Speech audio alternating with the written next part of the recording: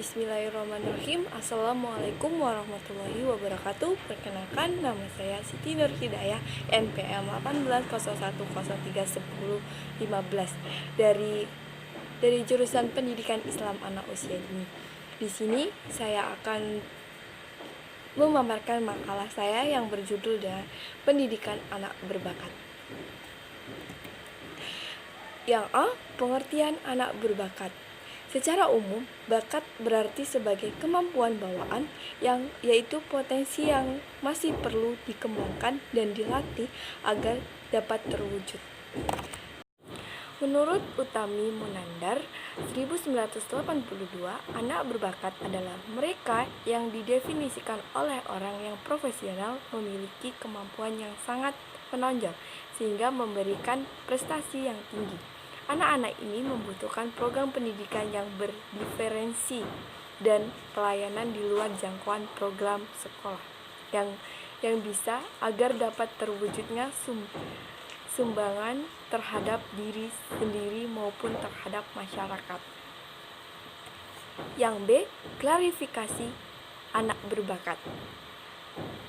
Yang pertama, anak genius. Anak genius adalah anak yang luar biasa cerdasnya sehingga dapat menciptakan sesuatu yang sangat tinggi nilainya. Yang kedua, anak gifted adalah anak yang tingkat kecerdasan EQ antara 125 sampai dengan 140. Di samping itu, anak juga memiliki EQ tinggi, juga bakat yang sangat menonjol seperti bakat seni musik, drama, keterampilan, dan ahli dalam memimpin masyarakat. Yang ketiga, anak superior. Anak superior tingkat kecerdasannya berkisaran sampai 110, antara 110 sampai 125, sehingga prestasi belajarnya tinggi. Anak superior memiliki kreativitas sebagai berikut: dapat berbicara lebih dini, dapat berbicara lebih awal, dan dapat mengerjakan pelajaran. Ciri-ciri anak berbakat. Yang pertama, memiliki kemampuan yang lebih dan di atas rata-rata. Yang kedua, memiliki rasa ingin tahu yang begitu tinggi. Yang ketiga, memiliki kejelian dan minat yang kuat. Yang keempat, mampu berpikir cepat dan tepat. Yang kelima, memiliki ingatan yang kuat. Yang keenam, memiliki imajinasi dan kreativitas yang tinggi. Cukup sensitif, memiliki selera humoris, sangat menyukai hal-hal yang terstruktur, urut, dan konsisten. Ciri-ciri anak berbakat adalah anak berbeda dari anak normal dari aspek kecerdasan, pemahaman dalam belajar, kreativitas, motivasi, komitmen terhadap tugas, dan psikososial. Yang D. Bentuk layanan pendidikan anak berbakat. Dedi Supriyadi mengemukakan bahwa program pendidikan anak berbakat harus memberikan dua macam pengalaman yang bernilai sosial kepada anak-anak, meliputi yang pertama, mereka harus memiliki kesempatan untuk bergaul secara luas dan wajar dengan teman-teman sebayanya. Yang kedua, program pendidikan untuk anak-anak berbakat harus menyediakan peluang kepada peserta didik untuk secara intelektual tumbuh bersama rekan-rekan sebayanya. Menurut Depdiknas, dalam Samsu Yusuf, tujuan pendidikan bagi anak berbakat memiliki, yaitu yang pertama, tujuan umum. Yang pertama, tujuan umum. A.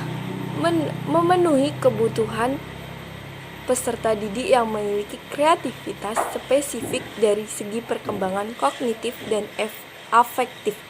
Yang B. Memenuhi hak asasi peserta didik yang sesuai dengan kebutuhan pendidikan bagi dirinya sendiri.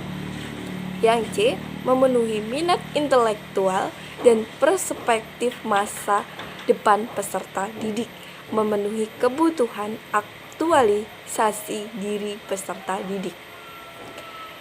Yang kedua yaitu tujuan khusus.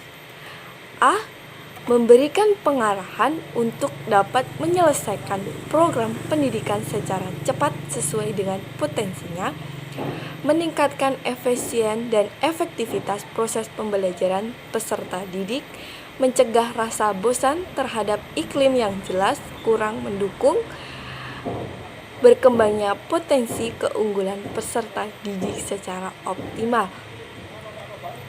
Yang keempat, memacu siswa untuk meningkatkan kecerdasan intelektual, spiritual, dan emosi secara seimbang.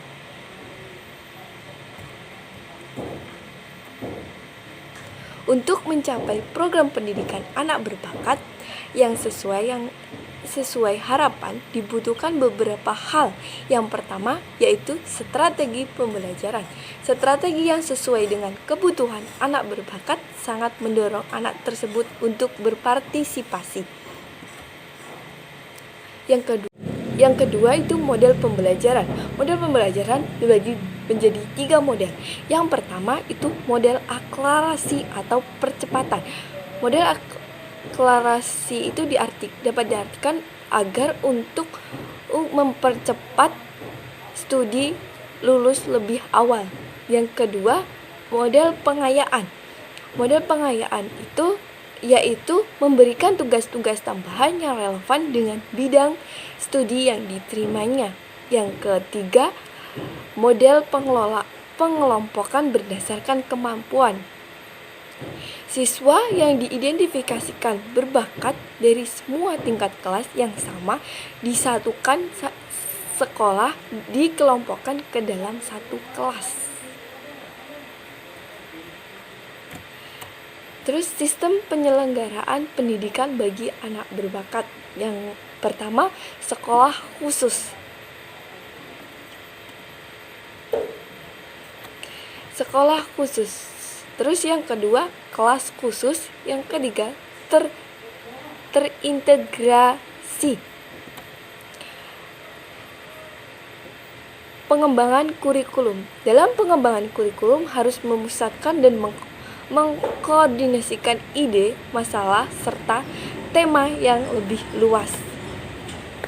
Yang keempat, menciptakan lingkungan yang kondusif. Upaya untuk menciptakan pembelajaran yang kondusif bagi anak-anak berbakat yaitu yang pertama, memberi program pengayaan, menugaskan guru konsultan, menyediakan sumber, memberikan latihan kepada anak untuk melakukan studi mandiri, menyediakan kelas-kelas khusus terhadap minat siswa.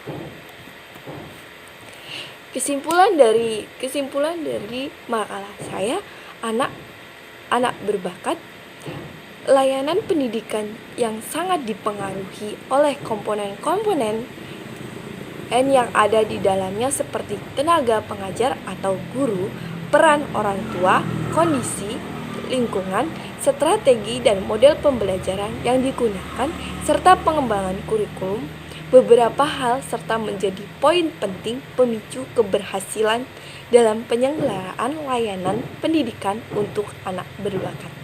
Terima kasih. Itu tadi isi makalah saya. Apabila ada kesalahan, saya mohon maaf. Wassalamualaikum warahmatullahi wabarakatuh.